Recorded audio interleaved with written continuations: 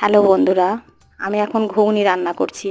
তো কড়াইতে জিরে, তেজপাতা, শুকনো লঙ্কা দিয়েছি, তারপরে পেঁয়াজ দিয়েছি। পেঁয়াজটা ভাজা ভাজা হয়ে গেলে নুন দিয়েছি।